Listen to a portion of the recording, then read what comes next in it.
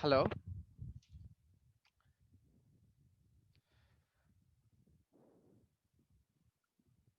ওকে, তোমরা সবাই জয়েন করছো, তাহলে শুরু করে দিই। আজকের রেকর্ডিংটা আগে থেকেই স্টার্ট করে রাখা। ওকে, লাস্ট ক্লাসে আমরা চ্যাপ্টার 8B 8B এর 12 নাম্বার ম্যাথ পর্যন্ত করেছিলাম, রাইট? 13 এখন থেকে শুরু করতেছি।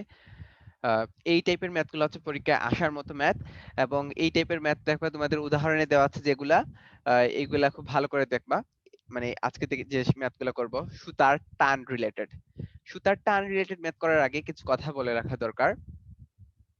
এই টাইপের ম্যাথগুলো হয় এরকম যে কোন একটা আহ, ওজন, মানে ডাব্লিউ ওজনটাকে কোনো দুইটা সুতা বা একটা সুতা দিয়ে এরকম করে টানায়া দেওয়া হয়। ঠিক আছে? তো এখন আমার এখানে কয়টা বল কাজ করতেছে বলো তো?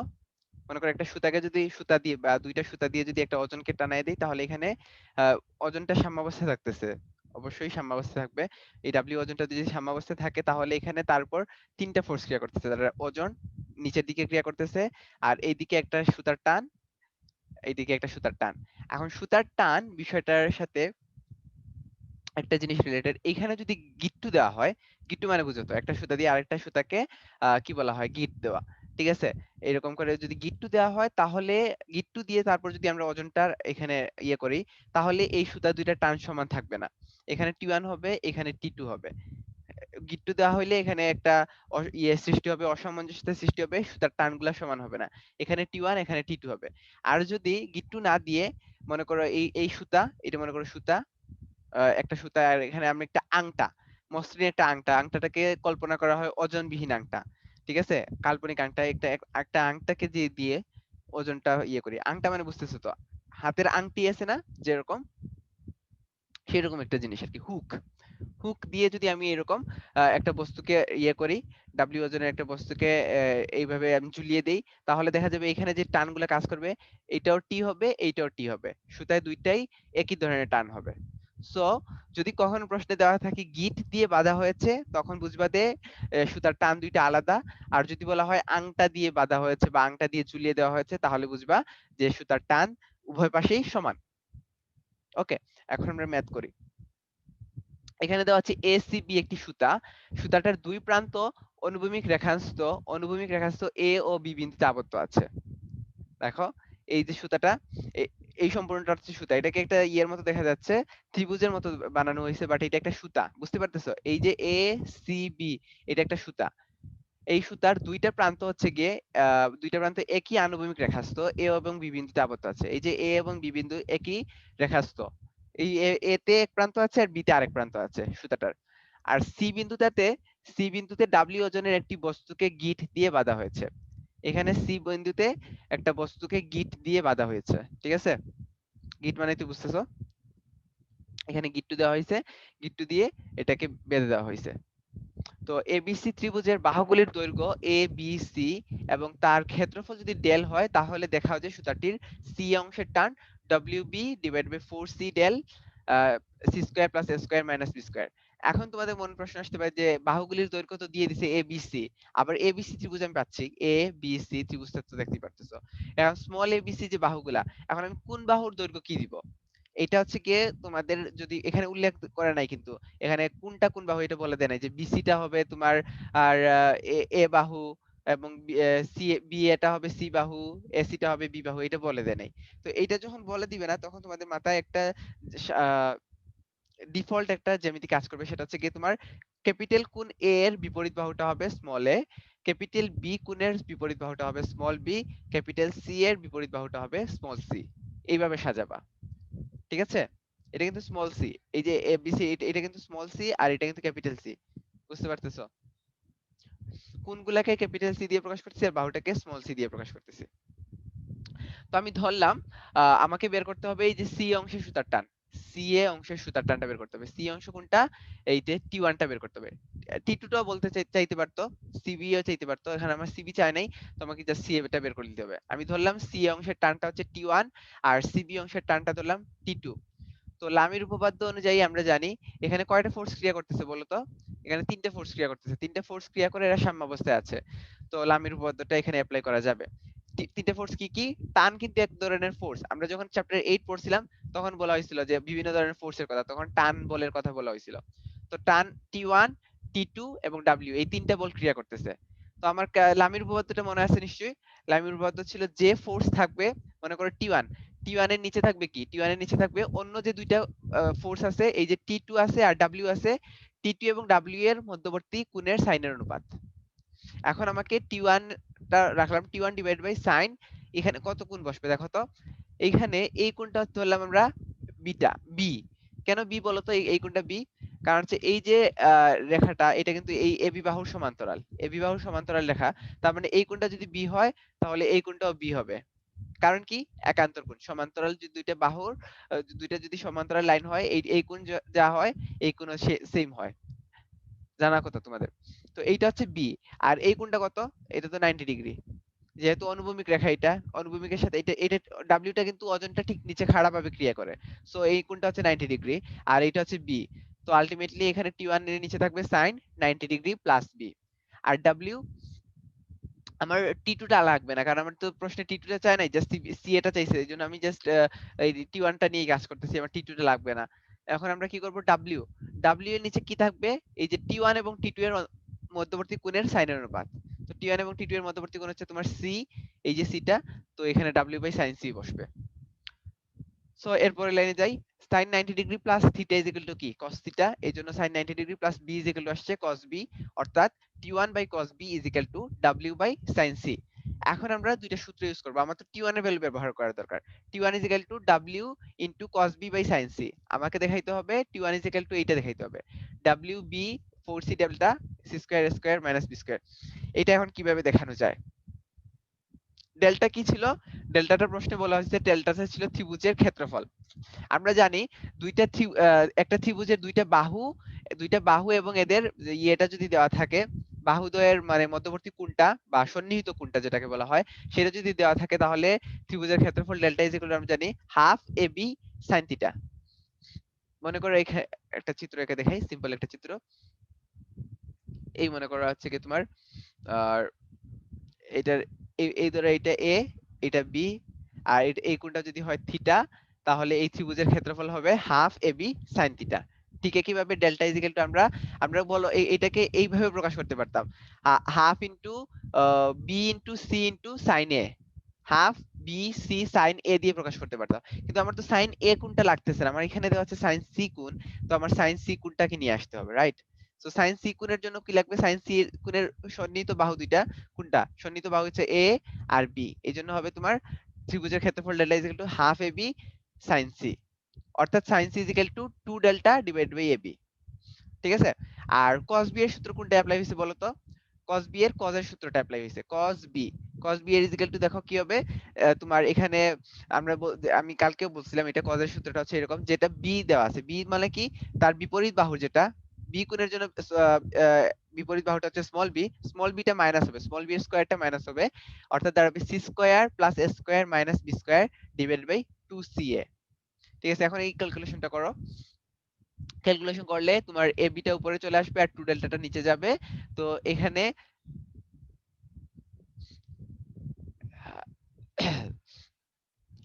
এইখানে তোমার এই এ এবং এ কাটা যাবে, এ এবং এ কাটা গেলে কি হবে?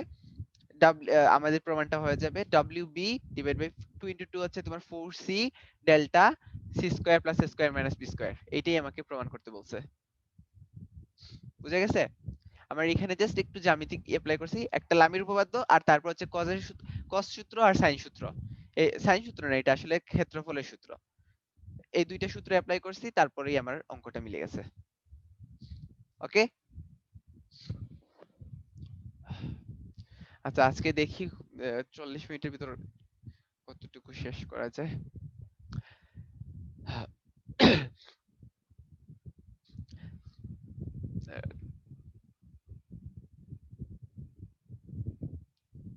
রাইট সাইডেরটা কি?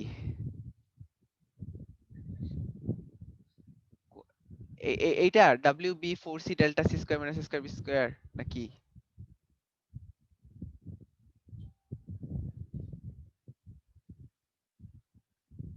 বুঝি নাই তুমি কি আচ্ছা আবার বলি, এখানে কি হয়েছে? আচ্ছা সাইন সি কিভাবে আসছে, আচ্ছা ঠিক আছে, ওকে।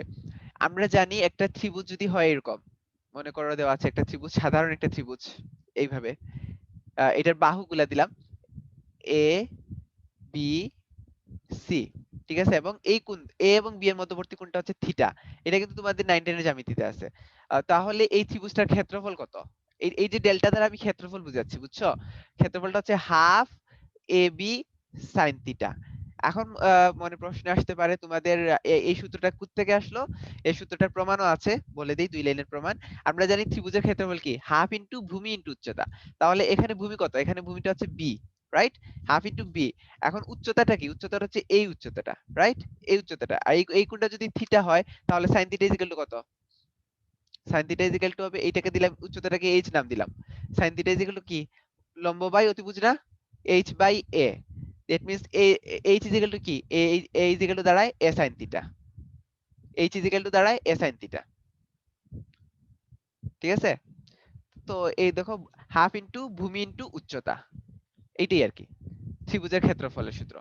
সো এখানে ত্রিভুজের ক্ষেত্রফল বের করলাম হাফ ইনটু, এখানে যেহেতু আমার সাইন সি কোণ লাগবে, সাইন সি কোণের জন্য তার পাশে যে দুইটা বাহু আছে এই দুইটা বাহুর গুণফল হবে sign C into A B. যদি আমার সাইন এ দরকার পড়তো তাহলে হাফ ইনটু সাইন এ ইনটু বি ইনটু সি দিতাম।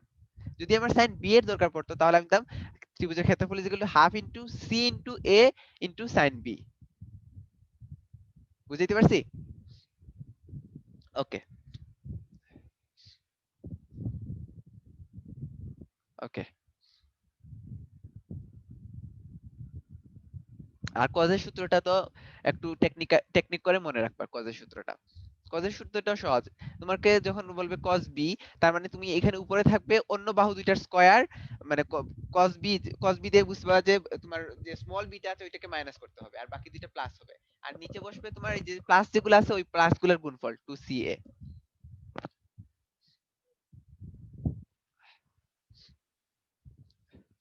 আচ্ছা, এই যে এখন যে ম্যাথটা 16 নাম্বার, এইটার হুবহু সেম একটা ম্যাথ ইয়েতে আছে তোমার, উদাহরণে দেওয়া আছে। হুবহু বলতে এখানে দেওয়া আছে মেবি এরকম, পিকিউ বলদ্বয় যথাক্রমে একটি নত সমতলের দৈর্ঘ্য ও ভূমির সমান্তরালে থেকে প্রত্যেকেই এককভাবে মসৃণ তলের উপরস্থ ডাব্লিউ ওজনের বস্তু ধরে রাখতে পারে। এখানে এইটা প্রশ্ন।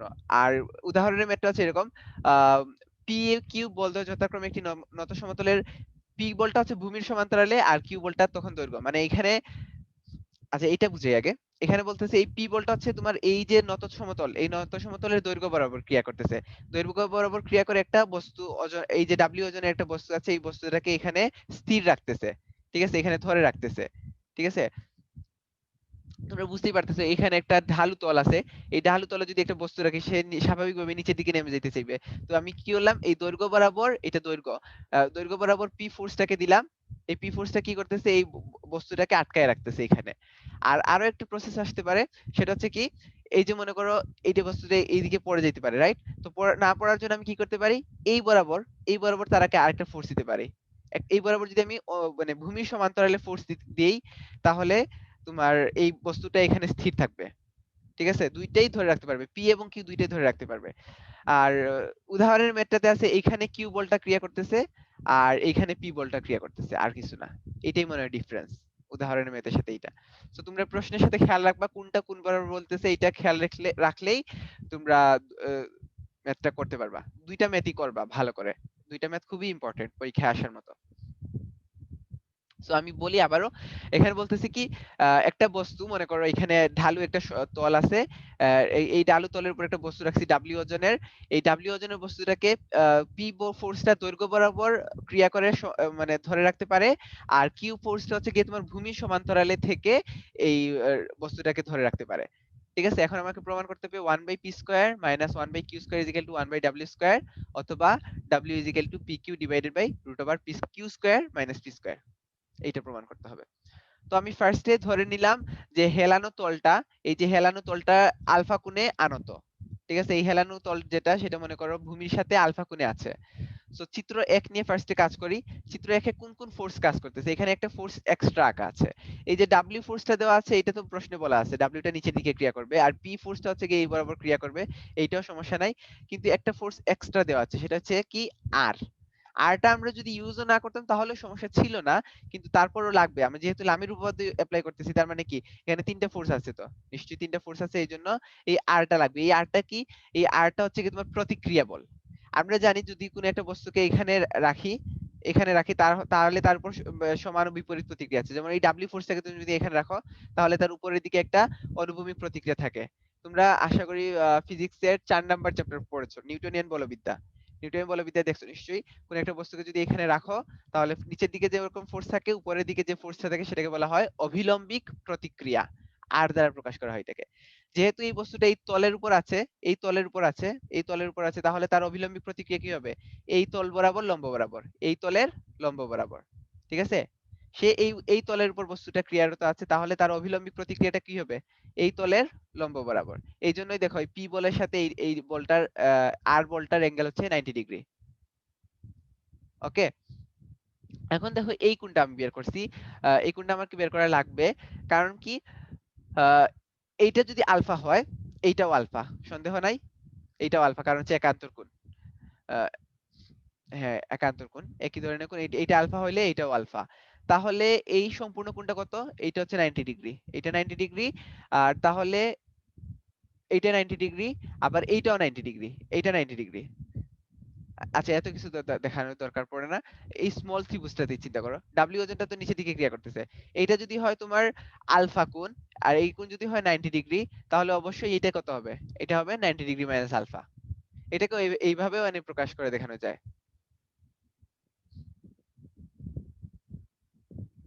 ওকে?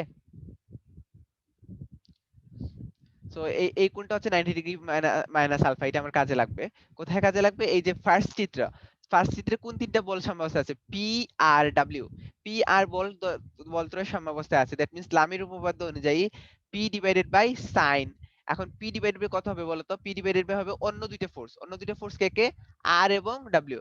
এখানে একটা বস্তু মাঝখানে আছে। এইজন্য তোমাদের বুঝতে হয়তো অসুবিধা হতে পারে। এখানে মনে করো এই ফোর্স গুলোকে তো এইভাবে আঁকতে পারি আমি। এটা হচ্ছে পি, এটা হচ্ছে তোমার আর আর ডাব্লিউ। ওকে? সো দেখো আমি একটু আগে দেখছিলাম এই যে আহ, আচ্ছা হ্যাঁ, এই তো এই কোণটা হচ্ছে 90 ডিগ্রি, কোনো সন্দেহ নাই। এটা হচ্ছে 90 ডিগ্রি আর এই কোণটা কত বলছিলাম? 90 ডিগ্রি মাইনাস আলফা। এই যে এই কোণটা বলছিলাম 90 ডিগ্রি মাইনাস আলফা। তাহলে আর এবং ডাব্লিউ এর মধ্যবর্তী কোণ কত বলতো? 90 degree plus 90 degree minus alpha. That means 180 degree minus alpha. বুঝা গেছে? 90 degree plus 90 degree alpha. That means 90 plus 90 180 minus alpha. P by sine 180 minus alpha. আর ডাব্লিউ বাই কত হবে বলতো? ডাব্লিউ এর নিচে আমার আর টা কিন্তু কাজে লাগছে না, আমার ডাব্লিউ টা কাজে লাগবে। আমার প্রমাণে দেখো ডাব্লিউ আছে এজন্য আমি ডাব্লিউ টা নিয়ে আসছি। ডাব্লিউ এর নিচে থাকবে তোমার এই আর এবং পি এর মধ্যবর্তী কোণ, এটা দেখে বোঝা যাচ্ছে 90 ডিগ্রি, সো এখানে 90 ডিগ্রি বসাই দিলা। আর আমরা জানি সাইন পাই মাইনাস থিটা বা সাইন 180 ডিগ্রি মাইনাস থিটা হচ্ছে সাইন থিটা। এই জন্য আমি একটু এটাকে উল্টায় দিলাম, সাইন 90 ডিগ্রি ভ্যালু 1। যেহেতু উল্টায় লেখা যায় sine alpha divided by P is equal to 1 by omega. এখন আমরা 1 বাই পি ইজ ইকুয়াল লিখতে পারি 1 by omega into, sorry 1 by omega বলতেছি কেন, 1 by W into sine alpha. এই সাইন আলফাটাকে এই পাশে নিয়ে আসছি। এখন স্কয়ার করলাম দুইটাকে। কেন স্কয়ার করতেছি এবং এইভাবে লিখতেছি বলতো? এই যে এখানে পি 1 বাই পি স্কয়ার আছে এইজন্য আমি এটাকে 1 বাই পি স্কয়ার একটা টার্ম আগে থেকেই বানায় রেখে দিলাম। তাহলে 1 by P square is equal to দাঁড়াইলো 1 বাই ডাব্লিউ স্কয়ার। আর 1 বাই সাইন আলফা যেহেতু কোসেক আলফা, সো এটাকে স্কয়ার করলে আসবে কোসেক স্কয়ার আলফা। এটাকে এক নাম্বার ইকুয়েশন দিলাম। এখন দুই নাম্বার চিত্রটা একটু খেয়াল করো। দুই নম্বর চিত্রটাতে সেম ভাবে তিনটা ফোর্স সাম্যাবস্থায় আছে, ডাব্লিউ, কিউ এবং আর। এখানেও সেম। এই কোণটা হচ্ছে তোমার 90 ডিগ্রি মাইনাস আলফা। তাহলে আমি কি করব? কিউ লাগবে, আমার কিউটা লাগবে। কিউ এর নিচে কি থাকবে? কিউ এর নিচে থাকবে তোমার এই যে আর এবং ডাব্লিউ এর মধ্যবর্তী কোণ। এবং আর এবং ডাব্লিউ এর মধ্যবর্তী কোণ কত দেখো তো? আর এবং ডাব্লিউ এর মধ্যবর্তী কোণ 180 ডিগ্রি মাইনাস আলফা, আগের মতোই। আর পরে যদি ডাব্লিউ নেই, ডাব্লিউ এর জন্য দেখো তোমার ডাব্লিউ যদি দেখো নেও তাহলে আর এবং কিউ এর মধ্যবর্তী কোণটা কত? এইটা যেহেতু আলফা, সো এই কোণটাও আলফা। এই কোণটা হচ্ছে 90 ডিগ্রি তাহলে এই সম্পূর্ণ কোণটা হবে 90 ডিগ্রি প্লাস আলফা। তো আমরা লিখতে পারি সেকেন্ড এই চিত্রতে লামির উপপাদ্য অনুযায়ী Q by sine 180 degree minus alpha is equal to W by sine 90 degree plus alpha. আবার Q by sine alpha is equal to W by cos alpha, যেহেতু sine 90 degree plus alpha is equal to cos alpha, এই জন্য আর কি। তো এটাকে আমরা ব্যস্তানুকরণ করলাম, ব্যস্তকরণ করে দেখলাম sine alpha by Q is equal to 1 by cos alpha by W. তো এই সাইন আলফাটাকে এই পাশে নিয়ে গেলে দাঁড়ায় 1 by Q is equal to 1 by W cot alpha. Cos alpha by sine alpha হচ্ছে কট আলফা। তো এটাকে যদি স্কয়ার করো, আচ্ছা এখানে ডাব্লিউ স্কয়ারটা দিয়ে নেই ভুলে, 1 by Q square is equal to 1 by W square into cot square alpha. এখন আমরা এই দুটাকে একটা থেকে আরেকটা মাইনাস করে দিব, 1 মাইনাস 2, 1 মাইনাস 2 করলে আসবে 1 minus P, 1 by P square minus 1 by Q square is equal to 1 by W square into cosec square alpha minus cot square alpha. cosec square minus alpha minus cosec square alpha minus cot square alpha is equal to হচ্ছে তোমার 1। cos square theta minus cot square theta is equal to 1, এটা তোমরা জানো সূত্র। তো এখানে 1 বসবে। তো আলটিমেটলি একটার সাইড প্রুফ হয়ে গেছে, এইটা একটা প্রুফ ছিল। আর পরের অংশটা ছিল বা দেখাইতে হবে। এখন এই বাটা আর কিছুই না, এই অংশটুকুরই আর কি মানে এক্সপ্লেইন অংশ আর কি, এক্সটেন্ডেড অংশ। তো এই দুটোকে যদি আমরা লসাগু নেই, 1 by W square is equal to দাঁড়াবে পি স্কয়ার কিউ স্কয়ার, এখানে লসাগু নিলে হবে Q square minus P square.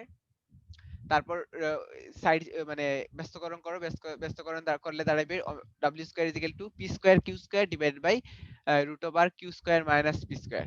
So এটাকে যদি আমরা ইয়ে করি, বর্গমূল নেই, স্কয়ারটাকে উঠাই দিই, স্কয়ারটা উঠাই দিলে ডাব্লিউ ইজ ইকুয়াল টু আসবে P Q divided by root over Q square minus P square. বুঝা গেছে? এখানে তোমাদের সাইড নোটটা লিখে রাখতে হবে এখানে যে তোমার এই আর এবং পি এর মধ্যবর্তী কোণটা কেমনে 180 ডিগ্রি মাইনাস আলফা হইছে, বা আর এবং ডাব্লিউ এর মধ্যবর্তী কোণটা আর কি 180 ডিগ্রি মাইনাস আলফা হইছে। সহজ হিসাব, 90 plus 90 minus alpha, that means 180 minus alpha. Okay, এখন আসি আমরা আরেকটা ম্যাথে এই টাইপেরই। একই অনুভূমিক রেখায় সি একক দূরত্বে অবস্থিত দুইটি বিন্দুতে এল একক দীর্ঘ একটি সরু রশির প্রান্তদ্বয় বাঁধা আছে। তার মানে সি একক দূরত্বে এ এবং বি বিন্দুতে, আহ, এটা বলে দেনি, আমি ধরলাম এটা হচ্ছে এ এবং বি বিন্দু। এ এবং বি বিন্দুর দূরত্ব হচ্ছে সি। তাহলে এই দুই প্রান্তে এল দৈর্ঘ্যের একটা সুতা হচ্ছে কি তোমার বাঁধা আছে, সুতার দুই প্রান্ত। এই সুতাটা হচ্ছে সম্পূর্ণ এরকম, সুতাটা আসলে তো এইরকম ত্রিভুজ আকার হয়ে থাকে না, সুতা তো থাকে এইভাবে, এইভাবে থাকার কথা ছিল। ঠিক আছে? তো যদি এটাকে আমি এখানে একটা আহ, কোনো কিছু দিয়ে এটাকে আংটা বা কোনো কিছু দিয়ে ওজন ঝুলাই, তাহলে এটা ত্রিভুজের মতো আকৃতি ধারণ করে। সুতার এই প্রান্ত আছে এখানে এ বিন্দুতে, আর এক প্রান্ত আছে বি বিন্দুতে। ঠিক আছে? তারপর বলছে এই অবাধে ঝুলানো ডাব্লিউ একক ওজন বিশিষ্ট একটি বস্তুকে বহন করতে পারে এমন একটি মসৃণ ওজনবিহীন আংটি ওই রশির উপর গড়িয়ে চলাচল করতে পারে। তার মানে একটা মসৃণ আংটি রাখা হয়েছে। আমি ফার্স্টে বলছিলাম মসৃণ আংটি যদি রাখি তাহলে এটা কি হয়, এইটা তোমার এখানে মনে করো একটা আংটি দিয়ে ছেড়ে দিছো, আংটি দিয়ে ওজনটাকে ঝুলাইয়া ছেড়ে দিছো, তাহলে কি হবে, আংটিটা কোথায় স্থির হবে? নিশ্চয়ই এখানে এসে স্থির হবে না, বা এখানে এসে স্থির হবে না। সে কি করবে, সে অবশ্যই একটু মাঝ বরাবর এসে স্থির হবে। ঠিক আছে? সুতার সম্পূর্ণ দৈর্ঘ্য ছিল এল, তাহলে এই পাশে থাকবে এল বাই টু, এই পাশে থাকবে এল বাই টু। ওকে, দুই পাশে এল বাই টু থাকবে। আর হ্যাঁ, দুই পাশে এল বাই টু থাকবে। আর এই কোণটা হচ্ছে কি তোমার ডি কোণ। হ্যাঁ, এতটুকুই চলবে। এখন যেহেতু তোমার এই তিনটা ফোর্স সাম্যাবস্থায় আছে, এবং দেখো এদের এই সুতার অংশে এই অংশ টান টি, এবং এই অংশ টান টি, টি ওয়ান টি টু না কিন্তু, গিট্টু দিলে ওইটা ওইটা টি ওয়ান টি টু, কিন্তু এখানে যেহেতু আংটা দ্বারা, মসৃণ আংটা দ্বারা এটাকে ঝুলাই দেওয়া হয়েছে, এই জন্য দুই পাশেই সুতার টান সমান হবে, টি হবে। তো আমরা ধরলাম টি এবং টি। আর আমরা জানি যদি তোমরা তিনটা ফোর্স সাম্যাবস্থায় থাকে, এখানে লামির উপপাদ্যতে ইউজ করলে ম্যাথটা সহজ হয় না, একটু কঠিন হয়ে যায়, এই জন্য এখানে লামির উপপাদ্য ইউজ করা হয় নাই। এখানে আমরা যে সূত্র জানি সেই সূত্রটা ইউজ করছি, কালকেও যে সূত্রটা ইউজ করছিলাম, যে তিনটা ফোর্স যদি সাম্যাবস্থায় থাকে দ্যাট মিন্স এই দুইটা ফোর্সের যে কোনো দুইটা ফোর্সের লব্ধি হচ্ছে তৃতীয় বলটা। তার মানে আমরা বলতে পারি টি এবং টি বলদের লব্ধি হচ্ছে ডাব্লিউ। ঠিক আছে, এটা বলতে পারি না? তাহলে টি এবং টি এর লব্ধি কি হবে? টি স্কয়ার ডাব্লিউ, আমরা জানি লব্ধি সূত্র, W square is equal two T square plus T square plus 2 into T into cos D. cos ডিটা কি? এই টি এবং টি এর মধ্যবর্তী কোণ না? এই দুই টি এর মধ্যবর্তী কোণ যেহেতু ডি, এইজন্য এখানে cos ডি বসছে। এটা হচ্ছে কি তোমাদের ওই ভেক্টরের সামান্তরিক সূত্র থেকে লিখলাম। তাহলে লিখতে পারি w square is equal two 2t square plus 2t square cos d। 2t square common নিলে দাঁড়াবে 1 প্লাস cos d। এখন আমরা cos d এর ক্ষেত্রে 1 প্লাস cos d এর ক্ষেত্রে আমাদের মাথায় আসতে পারে 1 প্লাস cos 2 থিটার সূত্র 2 cos স্কয়ার থিটা বাই 2, এটা আসতে পারে, কিন্তু এটা ইউজ করবা না। ঠিক আছে, cos সূত্রে এটা ইউজ করলে আমাদের প্রমাণ মিলবে না। আমার যেহেতু এটাকে প্রমাণ দেখাইতে বলছে, সো আমাকে প্রমাণগুলো এক্সাক্ট ওয়েতে যাইতে হয়। তো আমি কি করব? cos d, cos d এখানে কিন্তু আমি cos এর সূত্রটা অ্যাপ্লাই করতে পারি। এই যে এখানে a b d একটা ত্রিভুজ উৎপন্ন হয়েছে, a b d ত্রিভুজ। এখানে দেখো ab বাহুর দৈর্ঘ্য c, ad বাহুর দৈর্ঘ্য l/2 এবং db বাহুর দৈর্ঘ্য l/2। সো আমি এখানে cos এর সূত্রটা অ্যাপ্লাই করতে পারি। cos d আসবে l square l/2 whole square plus l/2 whole square minus c square. Minus c square কেন? এই যে d এর বিপরীত বাহুটা হচ্ছে তোমার স্মল c, এজন্য minus c square divide by 2 into l/2 into l/2। Calculation করো, দাঁড়াবে l square l/2 whole square equal to দাঁড়াবে 2 into l square by 4 minus c square divided by এই 2 কাটা যাবে, দাঁড়াবে l স্কয়ার বাই 2। অর্থাৎ w square equal two 2t square into 1 plus, এখানে ক্যালকুলেশনটা হইছে 2 2 আর 4 কাটাকাটি করে নিচে থাকছে 2 l square minus 2c square divided by l square by 2 আছে, 2 2 কাটা যাবে, এখানেও মানে হরে 2 আছে, এখানেও হরে 2 আছে, এই 2 2 কাটা যাবে, থাকবে 1 plus l square minus 2c square divided by l square. এটাতে এখন লসাগু নিয়ে যোগ করো, l স্কয়ার 1 এর সাথে এই অংশটুকু যোগ করলে আসবে l square plus l square minus 2c square, that means 2l square minus 2c square. তো 2 একটা কমন নেওয়া যায়, লিখতে পারি 2 into l square minus c square, অর্থাৎ দাঁড়াইলো w square is equal to 4t square l square minus c square divide by l square. তাহলে t square is equal to, দেখো আমার তো t এর মান বের করতে হবে, সুতার টান বের করতে হবে। So t square is equal to দাঁড়াবে তোমার w square l square divided by 4 into l square minus c square, অর্থাৎ t is equal to wl divide by 4 এর রুট হচ্ছে 2, 2 into root over l square minus c square. তো দেখো সহজ একটা math, কিন্তু অনেক ইয়ে করে আসতে হইলো, অনেকগুলা লাইন করতে হলো। তোমরা স্টেপ বাই স্টেপ দেখে আশা করি বুঝবা নিজেরাই। এখন হয়তো বুঝতে পারতেছো না, কিন্তু স্টেপ বাই স্টেপ দেখো, দেখলেই বুঝতে পারবা। আবার বলি আমি, এখানে কি দেওয়া আছে?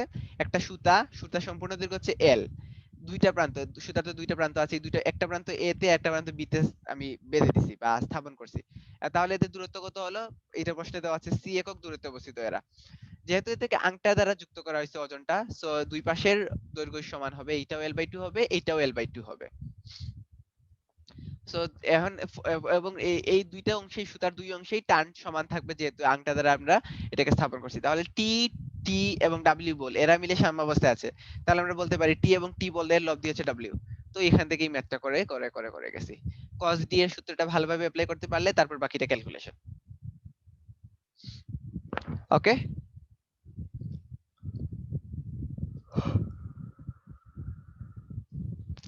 এইটাও সেম টাইপের ম্যাথ। ওই যে একটু আগে বলছিলাম, আহ, একটা মনে করে একটা এরকম ওজন রাখা আছে এখানে, ওজন একটা প্রথম ফোর্সটা হচ্ছে কি তোমার এই বরাবর ক্রিয়া করে এটাকে স্থির রাখতেছে, আর দ্বিতীয় ফোর্সটা হচ্ছে কি তোমার অনুভূমিক বরাবর ক্রিয়া করে এটাকে স্থির রাখতেছে, এইরকম ম্যাথ। দুইটি বলের প্রত্যেকটি আলাদাভাবে ডাব্লিউ ওজনের একটি বস্তুকে হেলানো তলের উপর সুস্থিত রাখে। উক্ত বলদ্বয়ের একটি হেলানো তলের উপরের দিকে, এই যে হেলানো তলের দৈর্ঘ্যের দিকে না বলে বলছে উপরের দিকে, একটা হচ্ছে হেলানো তলের উপরের দিকে, আর অপরটি হচ্ছে কি তোমার অনুভূমিকের সমান্তরালে ক্রিয়া করে, এটা অনুভূমিকের সমান্তরালে ক্রিয়া করে।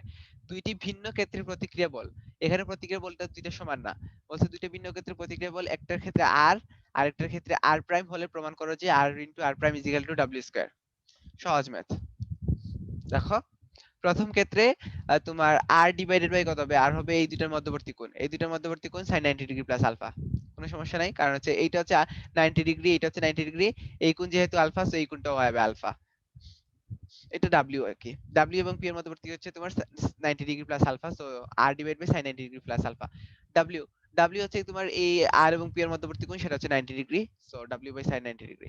দ্বিতীয় ক্ষেত্রে সেম, আর প্রাইমের নিচে থাকবে তোমার ডাব্লিউ এবং কিউ এর মধ্যবর্তী ফোর্স। ডাব্লিউ এবং কিউ এর মধ্যবর্তী ফোর্স হচ্ছে কোণ, ডাব্লিউ এবং কিউ এর মধ্যবর্তী কোণটা হচ্ছে তোমার 90 ডিগ্রি, দেখেই বোঝা যাচ্ছে। সো এখানে R prime by sine 90 degree is equal to W by R prime এবং কিউ এর মধ্যবর্তী কোণ। এতটুকু হচ্ছে 90 ডিগ্রি আর এতটুকু হচ্ছে আলফা, সো এখানে হবে W by sine 90 degree plus alpha. So এই দুইটাকে গুণ করে দাও, 1 এবং 2 কে গুণ দিলে R into R prime is equal to দাঁড়াবে r into R prime divided by sin 90 degree plus alpha into sin 90 degree বলে কত 1, সো এখানে sin 90 ডিগ্রি প্লাস আলফা থাকবে, w ইনটু w করলে w square divided by sin 90 degree বলে 1, আর নিচে এখানে থাকবে sin 90 degree plus alpha. So sin 90 degree plus alpha sin 90 degree plus alpha কাটা যাবে, অর্থাৎ r into R prime is equal to w square. এটা সহজ প্রমাণ ছিল।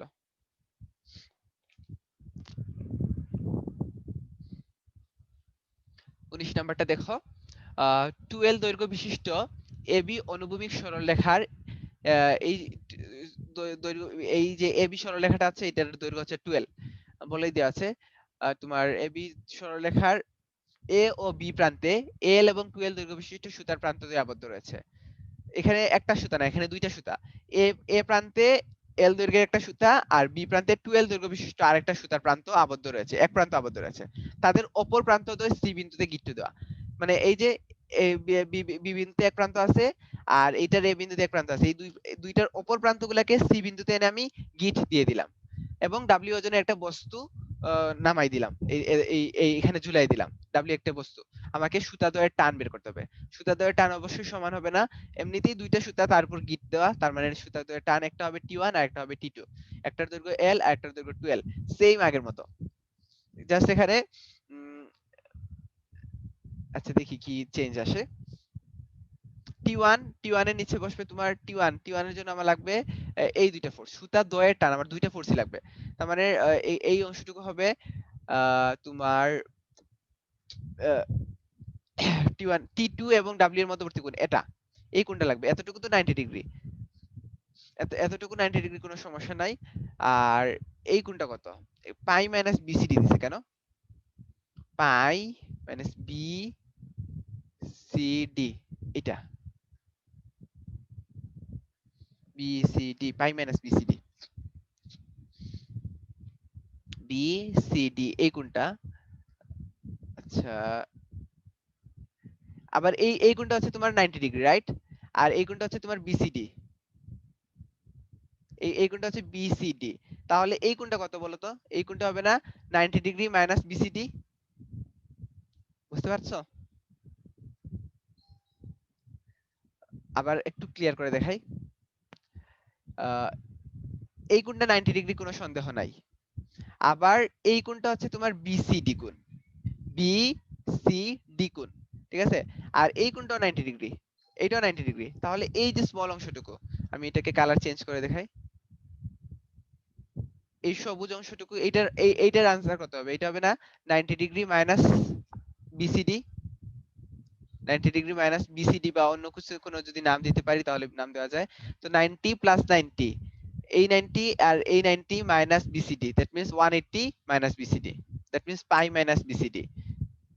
আর ঠিক একইভাবে টি2 বাই সাইন টি2 এর জন্য হবে তোমার এইদিকে, টি2 এর জন্য এই দুইটা কোণের মধ্যবর্তী কোণ, এই দুইটা ফোর্স টি1 এবং ডাব্লিউ এর মধ্যবর্তী কোণ, এইটা লাগবে, এইটা লাগবে। তো এইটা হচ্ছে 90 ডিগ্রি, আর এখানে তোমার এই অংশটুকু হচ্ছে তোমার 90 ডিগ্রি মাইনাস এসিডি, তো এখানে বসবে sin পাই মাইনাস এসিডি, অর্থাৎ আর ডাব্লিউ বাই হবে তোমার sin এসিবি, ডাব্লিউ এর নিচে হবে টি1 এবং টি2 এর মধ্যবর্তী কোণ, এটা হচ্ছে তোমার এই সি কোণটা, এসিবি বা জাস্ট সি লিখলেও চলবে। সো এখন দেখো কি করা যায়, যেহেতু এবি লম্ব সিডি, এবি আর সিডি লম্ব, একটা লম্ব আঁকলাম এখানে, তাহলে সাইন এ সিডি সমান cos A CAD, sine A CD আর কজ সিএডি সমান, এটা কোনো ইয়ে আছে, সন্দেহ আছে? যদি একটা 90 ডিগ্রি কোণ ত্রিভুজ আঁকো, 90 ডিগ্রি ত্রিভুজের এই কোণটা যদি হয় তোমার 90 ডিগ্রি, ঠিক আছে, এই কোণটা 90 ডিগ্রি, এই কোণটা যদি 60 ডিগ্রি হয় তাহলে অপর কোণটা কত হয়? অপর কোণটা হয় 30 ডিগ্রি। আমরা জানি কি sin 60 ডিগ্রি ইকুয়াল কত, cos 30 ডিগ্রি, সো এই জন্য লেখা যায় আর কি sin ACD সমান cos CAD, sign A CD সমান কস সিএডি, এবং সাইন বিসিডি সমান কস সিবিডি, সাইন বিসিডি সমান কস সিবিডি। কেন এগুলো বের করে রাখলাম একটু পরে বুঝবা। Sign pi minus theta is equal two কত? সাইন থিটা, দ্যাট মিন্স এখানে সাইন বিসিডি বসার কথা ছিল। সাইন বিসিডি যে কথা, কস সিবিডি বসাও একই কথা, এই জন্য টি1 এর নিচে বসলো কস সিবিডি। আর এখানে যেহেতু sine pi minus theta, ACD is equal to হচ্ছে তোমার sine ACD is equal to আমরা দেখছি sine ACD is equal to cos CAD, এখানে বসাই দিলাম কস সিএডি। আর এখন হচ্ছে কি তোমার এই কস সিবিডি কস সিএডি সাইন এসিবি এগুলা ক্যালকুলেশন করার ব্যাপার।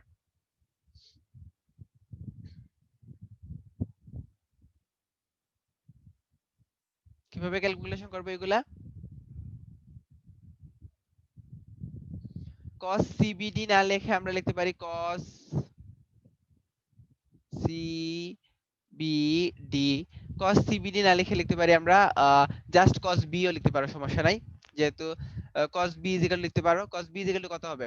cos B ইজিক্যাল হবে তোমার, আর এই l স্কয়ারটা মাইনাস থাকবে, এইটা হচ্ছে 12, এইটাও 12, that means 12 square plus 12 square, that means 4l square plus 4l square minus l square divide by 2 into 12 into 12। সবকিছু ক্যালকুলেশন করে দেখো, এখানে আসবে 7l square divided by 8l square, l square square কাটা যাবে না, থাকবে 7/8। cos CAD বা cos A যেটা, cos A সেটা হবে তোমার এই 12 স্কয়ারটা মাইনাস হবে 2l square plus l square minus 2l whole square আর কি। তো that means 4l square plus 4l square minus 4l square divide by 2 into l into 12, অর্থাৎ 5l square minus 4l square, that means l square divide by 4l square, l square square কাটা গেলে CAB এর মান যেটা আসবে 1/4 আসবে। এখন sin ACB এর মানটা কিভাবে বের করা যায়? sin ACB এই দেখো, sin ACB sin ACB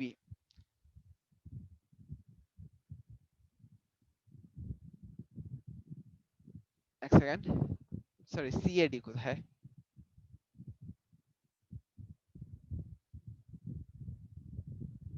আমার তো sin ACB তে লাগবে, sin ACB লাগবে কোন? CAD বা CAB,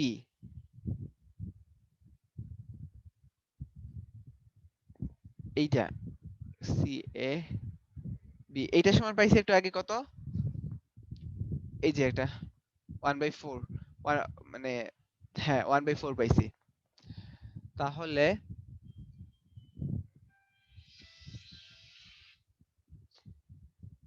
তাহলে আমার sin ACB লাগবে। sin ACB এর জন্য এখানে কি অ্যাপ্লাই করছে ওরা? √1 স্কয়ার মাইনাস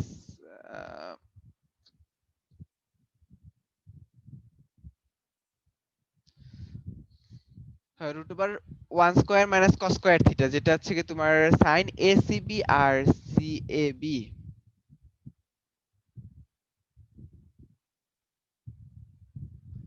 cos ACB এর ভ্যালু কত?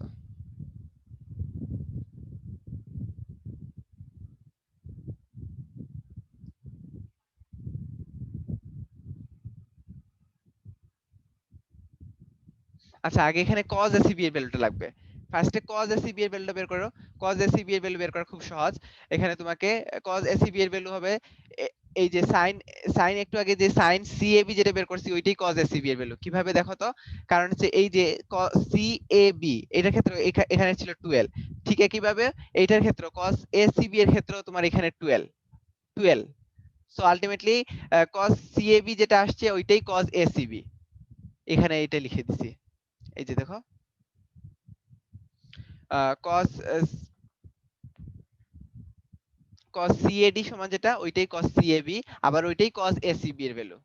ঠিক আছে, এখন sin ACB যেগুলো কি হবে? sin ACB যেগুলো লেখা যায় √1 মাইনাস cos স্কয়ার আর ACB। সো cos ACB এর ভ্যালু দেখছি 1/4, এই জন্য জাস্ট 1/4 হোল স্কয়ার বসিয়ে দিছি। এখানে একটা লাইন স্কিপ করা আছে, আবার আমি দেখাই দেই, চিত্রে যাও। তোমাকে লাগবে sin ACB, sin এর সূত্র আমরা জানি, এখানে যদি ক্ষেত্রফলটা দেওয়া থাকতো তাহলে বের করতে পারতাম, এখানে যেহেতু ক্ষেত্রফল নাই তাহলে আমরা ওই ঝামেলাতে যাব না। আচ্ছা ক্লাস টাইম শেষ হয়ে যাচ্ছে, ক্লাস টাইম শেষ হয়ে গেলে তোমরা আরেকবার জয়েন করো।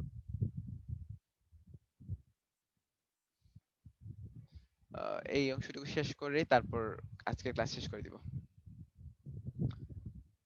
আচ্ছা, যেটা ছিল সাইন এসিবি, সাইন এসিবি বের করার জন্য আমাকে ক্ষেত্রফলটা যদি দেওয়া থাকতো তাহলে সাইন এসিবি বের করতে পারতাম, যেহেতু নাই তাহলে আমি কস এসিবি দিয়ে সাইন এসিবি বের করব।